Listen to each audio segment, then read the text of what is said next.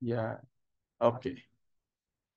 So, a little bit context para lang alam natin kung ano ba tong Book of Joel. So, Book of Joel is the second book after ng Hosea, which is yung natapos natin, na the second of the 12 books ng mga minor prophets, kung saan ito yung mga books na magtatapos sa Old Testament. Ano? So, the first one, we will finish all of those 12 books. The first one is Hosea and the next one is Joel. So meron tayong 12 minor prophets. Oh, ulitin lang natin kapag sinabi nating minor prophets, ibig sabihin nito hindi dahil mas mahina sila sa Lord or dahil mas weak sila or ano ba sila, parang minor subject, major subject, hindi ganoon ano. So when we say a book is written by a minor prophet, usually it just means that the book is shorter or more concise. Ibig sabihin lang mas maiksi lang yung book nila. So they're considered the minor prophets. So, upon reading and studying the Book of Joel, alam nyo ba na yung Book of Joel ay isa sa mga books na kakaunti yung historical ano niya, parang mga context niya. Kasi up until now, there is still no context kung sino ba yung king o anong panahon na sulat tong Book of Joel. And hello, Jenny B. Yan. Sabi dito, there is no context of who is the king during their time. So, hindi nila alam kung sino bang hari ang nananghahari ng sinulat ni Joel. And we also don't know who Joel is. Kung sino ba si Joel. Kasi up until this Book of Joel, this is the only time that Joel was mentioned or referenced in the Bible. Nalaman lang natin talaga na siya si Joel because he introduced himself na ako si Joel. And siya ay anak ni Petua. Mababasa natin yun sa verse 1. And at even yung father niya, si Petua, kahit yung father niya na si Petua, wala din tayong idea kung sino, ano ba yung background niya. So everything is a mystery dito sa book na to. Hindi din natin alam kung si Joel ba ay ilang taon na, may asawa ba siya, may anak ba siya, meron ba siyang ano ba yung background story ni Joel, but that's all that we know. Pero I think one of the reason siguro din kung bakit this book of Joel ay ganito yung pagkakaset up niya. So this is also a reminder for all of us that this book is timeless. Pwede ba i-comment mo dyan? Timeless. It's because this message, yung Book of Joel talaga is pwede talaga siyang ma-apply to anyone of any ages, of any era, of any age of life, kung anong edad man, anong panahon, this verse or this book ay mag-a-apply. This book is very timeless. It is very specifically na talagang relevant anumang panahon kasi this is all about those people who forget God. Kaya kahit anong panahon to nasulat, it is still very relevant. Ano? And para lang alam nyo din na alam ko mostly sa inyo alam na din na the books are not written chronologically. Ibig sabihin yung pagkakasunod-sunod ng Genesis, Exodus, Leviticus, Hosea, Joel, hindi yan sunod-sunod na sinulat ha. For example, yung sa mga prior books nito, yung Daniel, mas nauna muna sa pagkakasunod-sunod yung Daniel bago pa magkaroon ng Hosea, bago pa magkaroon ng Joel. At itong mga bagay na ito ay nangyari, mas naunang nangyari ang Book of Joel kasi sa Book of Daniel. So, this is the time before pasakupin ang bago pa sila anuhin ng Babylon. Okay? So, if you can remember dun sa if you can remember sa Book of Hosea, yung Book of Hosea ay nakapatoon sa anong bansa, anong nation? Sino nakakaalala? Bansang anong tinutukoy dun sa Book of Hosea? Simula sa letter I. Israel. Israel. Ang galing talaga ng aking anak yan. The book of Hosea focus on the northern part of the 12 tribes which is the Israel. Dito naman kasi 'di ba nahati sila sa 10 tribes, yung sa northern nga which is sa Israel ang tinatawag. Dito naman yung 2 tribes naman na natitira dun sa 12 tribes ay tinatawag naman nating Judah. Okay? And ito naman yung southern part which is ito naman yung pinapatungkulan ni Joel dun sa kanyang sulat. So this letter or this poem is written uh for for the nation of Judah. Sabi dito, the book of Joel opens with a national disaster, a devastating plague of locusts. Mamaya pag-aaralan natin kung ano ibig sabihin ng locust na yan. That stripped Judah bare of crops, wine, and resources. This was more than just an agricultural crisis, but this national disaster is a spiritual wake-up call from God. Ito yung ginamit ng Panginoon upang sila ay gisingin at sila ay tawagin na manumbalik sa Panginoon. Although sabi ko nga wala tayong idea kung sino si Joel, sa kung anong background niya, sino ba siya, saan siya lumaki. Pero what we know is the Book of Joel, dati naman kasi during time ng sa Hebrew alphabet, wala namang letter J. So Jesus hindi din nag-exist nun si Jesus. Ang word na Jesus kasi wala namang letter J. So originally ang name talaga ni Joel is Yoel. Yoel. So yung E at L na nasa pangalan ni Joel means ay Elohim or God. Pag sinabi nating EL sa Bible, pag yung name mo is may letter EL sa umpisa or sa dulo ng pangalan mo, it means Elohim or God. So the name Joel means Jehovah is God or Yahweh is God. So yun pa lang, parang sabi ko nga dito, doon pa lang makikita nyo na agad na parang isang sermon na agad yung pangalan pa lang ni Joel. His life and prophecy both point Judah back to God. Amen. And the central theme, the locust plague, is foreshadow of the coming day of the Lord. Ang isa sa mga common theme dito na maririnig nyo, I think the word day of the Lord has been mentioned, I think only 12 times in the Bible. Pero ilan doon sa mga yon ay nabanggit dito sa Book of Joel. So a time of judgment, but also an invitation to repentance and restoration. Nasa ng aking screen. Wait lang. Okay. So the purpose of this book is to warn the people about the coming judgment. Kasi yung the day of the Lord is the day of judgment. Well, also reminding them of God's grace and mercy and ultimately leading them to the true repentance of God. So this is the purpose of the book of Joel, kung saan nire-remind sila at winawarn sila sa parating na day of the Lord, which is yung judgment nga. Pero it is also a reminder for them about the grace of the Lord. Ang grace ng Lord na dyan para patawarin ka, para to give you mercy, to give you grace, and para itulak ka pabalik sa Kanya para sa tunay at true repentance. Sabi dito, kung mahahati natin yung mga verse, from verse 1 to 7, it speaks about the judgment where there is no precedent of the former ages. Yung sa verse 1 to 7 ay nagpapatungkol siya dun sa judgment na nangyari dun sa nakaraan. It's in the past.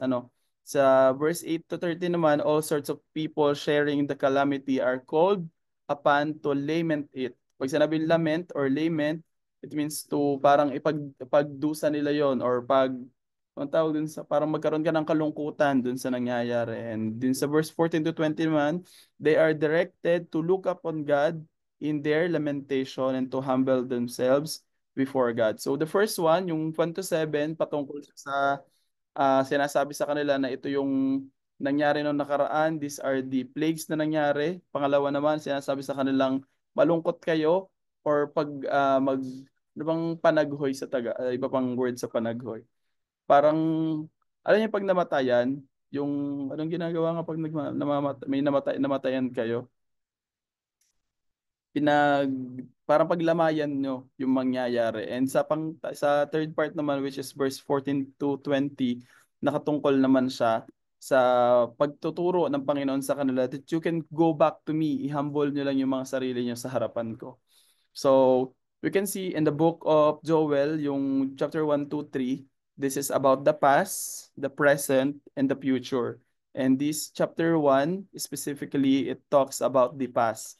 Kaya kung makikita nyo, yung mga nangyari, yung mga nakasulat dun sa book of Joel, chapter 1 is more on parang naka-past tense. Kasi these are the things that happened in the past. If you can remember, nung time na to ay ang ang Israel at ang Judah ay nagkakaroon sila ng mga sins, yung mga nagkakaroon sila ng mga rebellion, mga idolatry, sexual sins, and all of those. And nagkaroon nga sila ng plague nun, which is yung locust. So tingnan natin kung ito ganan.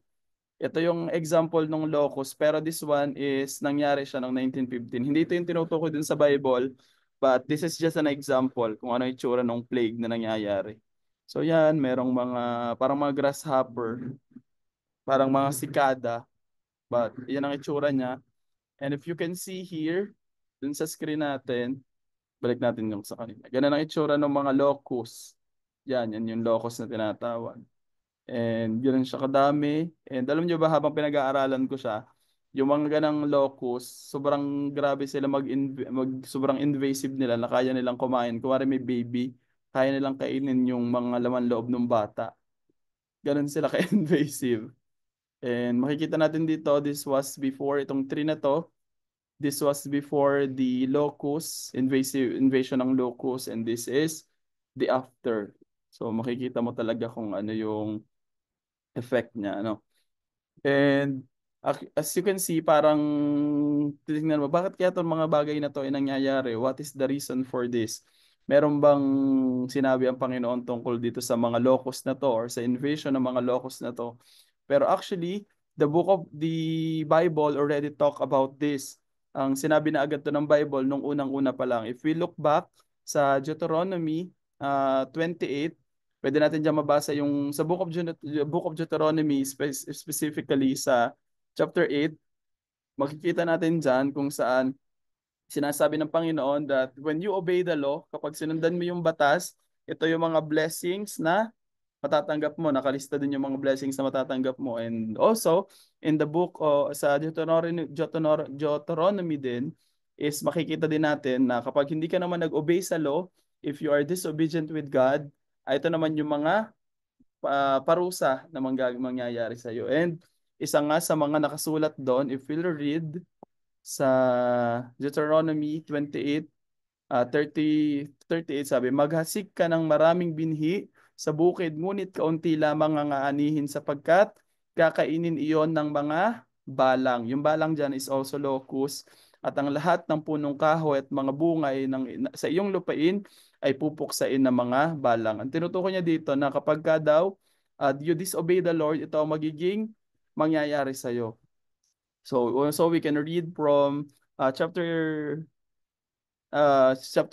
verse 38, marami kayong itatanim na trigo, ngunit kaunti lamang inyong aanihin, sapagkat pupulutin iyon ng mga balang. And we can also read on verse 42 na sasalakayin ng mga kulisa, which is also locust, ang lahat ng inyong punong kahoy at ang mga pananim ng inyong mga bukirin.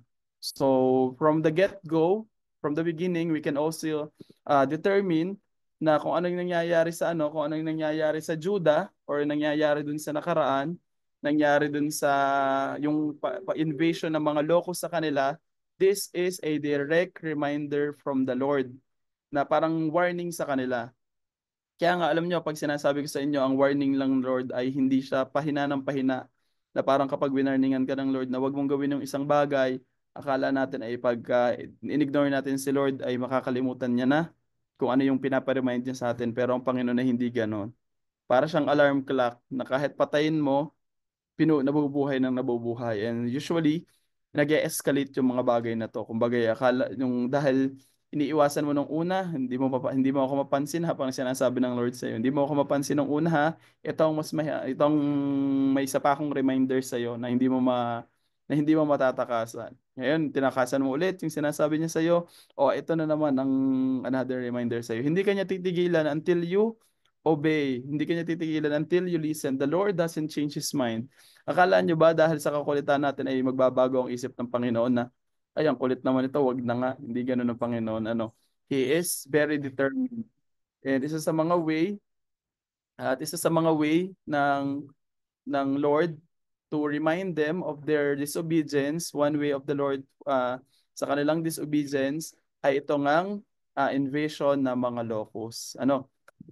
So this is a warning from the Lord, and even sa book of Deuteronomy talagang niremind na agad sila na ito nga yung resulta niyan. So direct talagang sinasabi ng Panginoon na this is my warning to you. Until you listen to me, these things will happen to you. Ano? So we will now start with the things that we can learn from this chapter. Sabi dito sa number 1, sinong gustong bumasa ng chapter 1?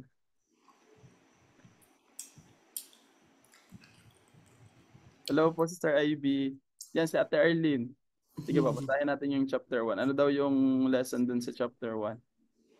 Sabi sa chapter 1, sin consequence after affect everyone. Sabi sa Joel chapter 1 verse 5, gumising kayo, kayong mga lasing at umiyak. Umatungal kayo, kayong lahat ng umiinom ng alak, sapagkat nawala na sa inyong mga labi ang alak na mula sa ubas. Amen. My choices affect others. When I neglect God, impacts my family, my ministry, even future generations. This chapter reminds me to take sin seriously because it never stay personal. Amen. Correct. Correct. Thank you, Ate Arlene. Yan. Sabi din sa first lesson natin is since consequences affect everyone. So actually kung makikita natin dun sa sa yung mga reminder at warning ng Lord sa kanila, nagsimula lang siya ng parang maliit ng maliit hanggang dumating na nga dito sa point na to ng point ng time na in-invade na sila ng mga locals, and mababasa actually natin dun sa mga sunod na chapters and mga sunod na book na dahil sa katigasan ng kanilang ulo, mas lalo pang lalala at lalala at lalala yung kanilang sitwasyon. Dahil they don't listen, hindi kayo nakikinig ha, we will escalate the situation. And ito ngayon nangyari, it started small if we can read in verse 4. And sinabi dito na everyone was all affected. Yung mababasa natin naman sa verse 5 na sabi dito, wake up, you drunkards, and weep. Alam niyo ba kahit yung mga lasenggo affected sa nangyari, kahit yung mga lasenggo they're affected kasi during this time dahil nga kinakain ng mga locust o ng mga balang yung kanilang mga pagkain, they lost their yung mga pananim nila ng mga grapes, at dahil wala ding grapes, wala din silang ginagawang wine at wala din silang iniinom. So even people who are living in pleasure also felt the consequences. Hindi porket feel mo na ang sarap naman itong kasalanan kong ginagawa, di ba? Pero even kahit yung may nakakaramdam sila ng pleasure on their sins, they also will be affected by their sins. Sabi naman dito, sa sa number verse 7 to 8, makikita natin yung Israel or yung God, yung women or yung women dito na dinidescribe ay meron siya, parang siyang balo. Ito naman ay nagpapatungkol naman na affected din sila kasi yung kanyang joy, yung kanyang beauty and security were also taken away from him dahil dun sa mga invasion na nangyari. And also, kahit yung mga priests, kasi dahil nga kahit yung mga sinasabi nating mga holy people are also affected by the sins na nangyayari sa paligid nila because dahil nga kakaunti ang pananim, kakaunti ang inaani, kakaunti din ang nabibigay na mga konti lang din ang mga nabibigay ng mga offering tsaka mga worship na binibigay dun sa temple. And it's the same with the farmers, and sa kung mababasa natin dun sa verse 18 to 20, kahit yung mga sheep tsaka yung mga cattle, mga baka, kalabaw, yan, they're also affected. So, kung mababasa natin dito, yung sins natin, it can affect everyone, even your economical status and especially your spiritual life is all affected. Kaya nga binire-remind sila ng Panginoon na gumising na kayo. Sabi niyan sa Joel 1:5, gumising kayo, kayong mga lasing at umiiyak, umaatungal kayo. Kayong lahat ay na umiinom ng alak sapagkat nawala na sa inyong mga labi ang alak na mula sa ubas. Yan. And kagaya ng sinabi ko na pwedeng yung mga sins mo, akala mo pwede mo yung itago sa Lord, that this is something that you can parang hide from God or hide from people. Akala natin this is something that we can hide from the Lord. Pero sabi ko nga sa inyo, kapag ang isang bagay ay tinatago mo, ang sin natin ay lumalaki at nag-grow in the dark. Our shame also grows in the dark. Habang tinatago mo ang isang bagay, mas lalo yang lumalaki. Kasi ang kasalanan, gusto niya yung dilim eh. Gusto niya when you feel alone, gusto niya yung darkness. And sabi ko nga sa inyo, akala natin personal lang yung magiging effect nito sa inyo. Pero as goes by, habang lumilipas ang Panginoon and you continue on your sin, continue doing the sins that you are committing na aware ka, nagiging kosto na hindi na lang ikaw yung maapektuhan. Sometimes you can affect your family, and can affect your relationship, it can affect your ministry, and ultimately affect your spiritual relationship with God and your spiritual life. Yeah, sabi ko nga sa inyo, this is a reminder for all of us. This is the reminder of the Lord para sa atin that the sins na tinatago natin, it never stays personal. It will affect the people around you. It will affect the people around you. Okay, next one. Sino po ang gustong bumasa nung number 2? Wait lang. Yan. Sa Ate Arlene Custodio daw. Sa Ate Arlene Custodio. Number 2, God uses trials as a wake-up call, meaning the plague was not random. It was God's alarm clock to call Judah back to Him. Joel told priests to lead the way in fasting and repentance. Example, like a fire alarm, uncomfortable but necessary. Problems in our life often serve to awaken us spiritually. Illness, failures, or loss can break our pride and draw us back to dependence on God. Amen. Amen. Thank you, Ate Arlene. Sabi doon, number 2, ang pwede daw natin natutunan dito sa Book of Joel is God uses trials. Even yung mga problems mo, even yung mga ano mo, inaalaw minsan ng Lord for all of this to happen. Kaya kahit nga yung plague na nangyari, yung mga locust na yan, it was not random. Hindi yan basta naisip lang ng Lord na, sige yan na lang. Hindi gano'n. Ano, para siyang alarm clock na although, sino dito ang minsan natutulog na nag-set siya ng alarm clock? Tapos kung kailan natunog na yung alarm clock, parang nafe-feel niya na, ano ba naman tong alarm clock na to? Abala. Di ba? Meron kayo nafe-feel minsan na ganun, parang abala naman tong alarm clock na to. Although this is uncomfortable, minsan mafe-feel natin na ang nakakainis naman tong alarm clock na to. But this is necessary. Pwede bang sabihin mo sa comment? Uncomfortable but necessary. Uncomfortable but necessary. Yeah, 'di ba? Uncomfortable, although may feel na this is parang affecting me or I am uncomfortable following the Lord, obeying the Lord. Minsan yung mga pinapagawa sa atin ng Panginoon minsan hindi madali, pero it is necessary, kailangan. So these are the things that can awaken us spiritually. Minsan yung mga problems natin ginagamit din yun ng Lord para sirain yung pride natin. Akala mo dati kayang-kaya mo na, akala mo dati kaya mo lahat, akala mo sa sarili mong lakas magagawa mo ang lahat, pero sometimes inaalaw ng Lord na mangyari ang mga bagay na ito is na makaface ka ng problems, makaface ka ng mga problema, ng failure, ng illnesses, ng loss ng trabaho, loss ng jowa, loss ng mga bagay na na inaasahan mo, so it can break our pride, yung self-dependence natin sa ating mga sarili. And also, for God, na para hilahin niya tayo pabalik sa Kanya. This is a wake-up call from the Lord. Kaya nga minsan kapag nakakaranas tayo ng problema or mga ng mga trial sa buhay natin, sometimes you may want to ask yourself na bakit kaya ganito ang pinaparanas sa akin ng Lord? Ano kaya yung tinuturo niya? So, everything is not just random. Everything is in the hands of God. Ang Lord God is in control. Amen? Amen. So, we can also read on Hebrew 12:6, sabi, sapagkat pinaparusahan ng Panginoon ang iniibig niya at pinapalo niya ang bawat anak na kanyang tinatanggap. So, ang parang example nito parang sa isang magulang. Sometimes inaalaw ng mga magulang na tayo ay minsan inaalaw ng mga magulang na tayo ay pagalitan, sabihan, or parang bigyan ng warning na huwag mong hahawakan yan, mainit yan.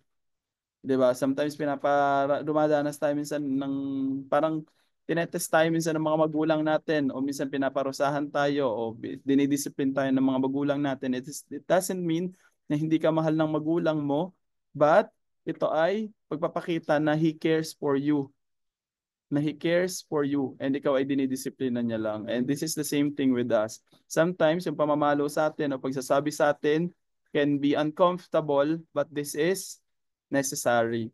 Minsan pag sinasabihan tayo, pinapagalitan tayo, di ba minsan hindi maganda sa pakiramdam.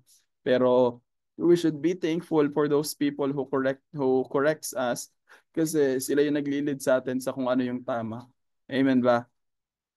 Amen, amen, amen. Amen. Next one. Amen. Number 3. Punta po tayo sa number 3. Sinong gustong bumasa nung number 3 natin? Sir Ivy. Eh po, Sister Ivy, gusto niyo po basahin? Sige. Sige. Sige po. Wala akong salamin. Number 3. True hope lies in the day of the Lord. Meaning, the locust plague is only a shadow of a greater judgment, the day of the Lord. But for those who repent, that day is not doom but deliverance. Amen. Example, a storm warning sounds terrifying, but if you prepare, it becomes a chance to survive for believers in Christ. The day of the Lord is no longer something to fear, but something that affirms our hope in Him. Amen, amen. Amen. Sabi dito, ang, di ba yung inuulit ko nga sa inyo, that the day of the Lord is the day of judgment. If you can read from different parts of the Bible, yung the day of the Lord na tinutukoy dito is the day of judgment.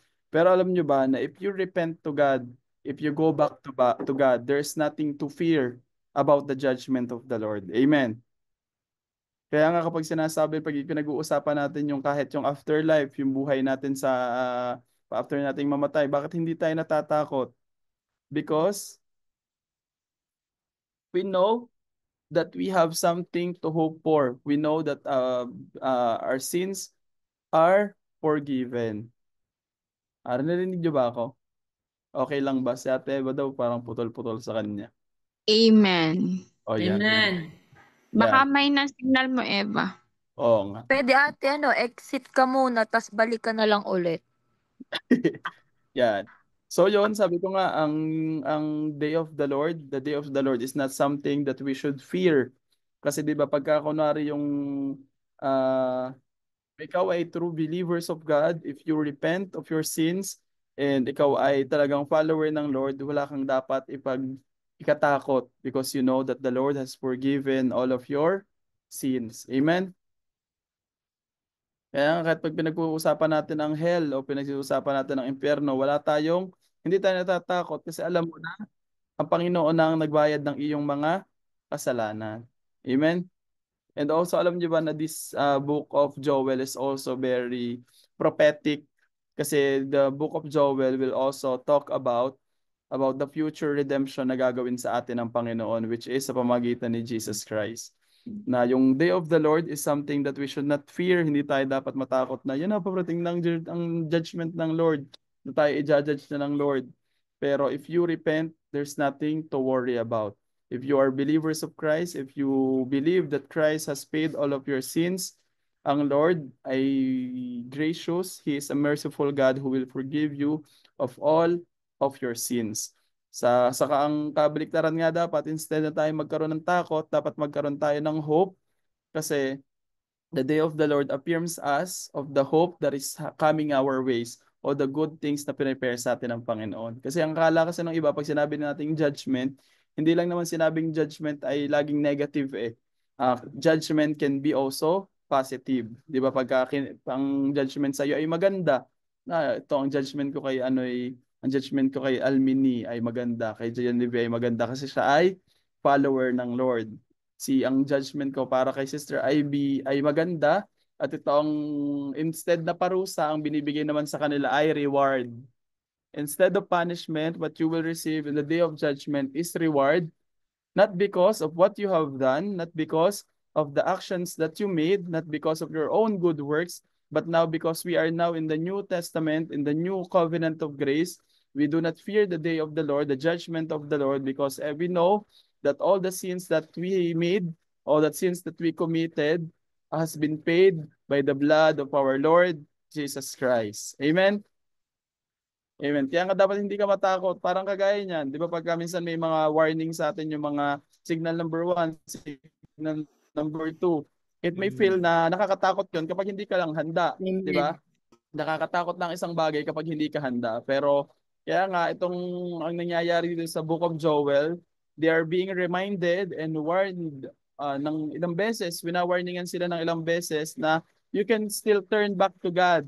Kung inaakala mo yung sitwasyon mo ngayon ay pangit na yan o hindi na yun maganda or feeling mo malayo ka na sa Lord, binibigyan ka ng Lord ng warning na anak, pwede ka ulit bumalik sa akin. You can go back to me and I will give you hope. I will give you hope. Amen?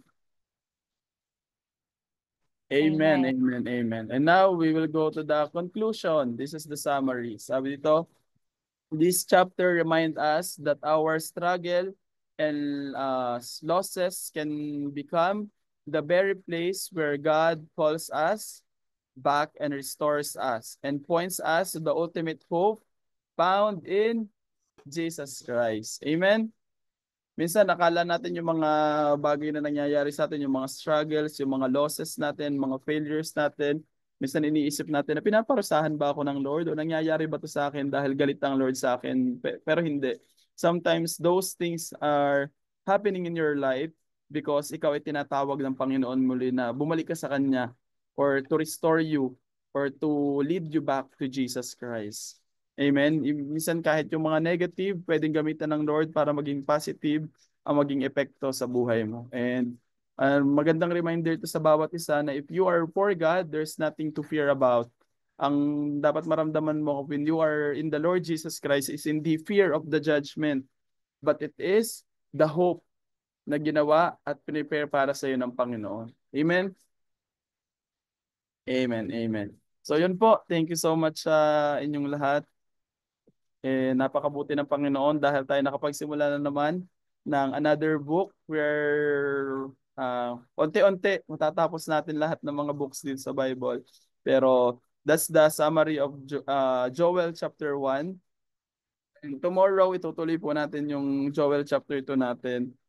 But before we end, mag-share lang ako ng isang verse. Sabi sa unang Thessalonica 5:9, sapagkat hindi na tayo itinalaga ng Diyos sa kaparusahan, kundi upang kamtin ang kaligtasan sa pamamagitan ng ating Panginoong Hesukristo. Amen? Hindi na daw po kaparusahan ang pinrepare niya para sa atin, kundi ang ino-offer niya na sa atin, ang binibigay niya na sa atin ay kaligtasan, not punishment, but salvation through our Lord Jesus Christ. Amen. Amen, amen, amen. Napakabuti po ng Panginoon dahil alam mo yan, hindi na tayo natatakot na baka Amen. ba't kaya ako may pigsa? Baka ako pinapagalit, pinaparusahan ng Lord. Hindi na ganon. Ano, baka dahil ako nagsinungaling kaya nangyayari sa akin to. Minsan nga naririnig ko pa, baka karma na to. Yung kinakarma na yata ako, di ba? Pero alam niyo, ang Lord hindi na tumitingin dun sa works mo, di na sa action mo. If you are kung ikaw ay para sa Panginoon, you are a follower of God, you repent of your sins, nakikinig ka, and you obey the Lord, and the Lord is there to forgive you. Lumapit ka lang sa Kanya. Ang Lord ay nandyan para patawarin ka at tanggapin ka muli. At hindi lang, alam niyo, nakakatuwa kasi sa Panginoon, when God forgives our sins, He also heals our sicknesses and also He restores our relationship and standing with Him. Hindi yung, di ba yung ibang tao, kapag pinatawad ka, patatawadin kita pero hindi na tayo close. Patatawadin kita pero masama pa rin, pero hindi na tayo magiging, hindi na tayo mag-uusap, wala na akong paki sa'yo. Parang, patatawadin lang kita. Pero with God, ang buti ng Panginoon kasi when we say that God forgives us, He does not only forgives our sins, but He also forgets our sins. Hindi niya na nililista yung mga kasalanan na nagawa mo. But also, He restores your relationship with Him. Nire-restore ng Panginoon yung relationship natin sa Kanya. Amen. Amen. Amen. Praise God. Napakabuti po. This is a good news. Ito yung good news na tinatawag ng Panginoon. That we do not fear judgment, but we have hope instead of fear. Amen, amen. So yun po, salamat sa inyong mga buhay. Thank you sa pag-join. Si Ate Arlene, si Roy, si Tuper, si Ate Arlene ulit, si Sister Ivy. Thank you po, Sister Ivy, sa pag-join. Si Dave, si Almini, Sister Eva, at si Genevieve. Salamat sa pag-join and bukas Brother Jun is magkita ulit also. tayo. Pero bago tayo maghiwa-hiwalay, pwede mo muna tayong maglarawan. Pwede ba tayo mag-picture muna? Pwedeng pa-open po ng ating mga camera. At tayo po ay mag-picture taking. Nakain si Genevieve ng kimchi. Sige po, open po natin ang ating mga camera. Sana all my kimchi. Okay. 1, 2, 3. Isa pa po. Ay, si Brother Jun pala na dyan. Isa pa po. 1, 2, 3. This is number 1. This is number 1. 1, 2, 3. Yun. Praise God. Salamat po sa inyong mga buhay and medyo malakas ang ulan ngayon. Mag-iingat po tayong lahat. And God bless po. See you tomorrow, everyone. Bye-bye po. Bye. Thank you po.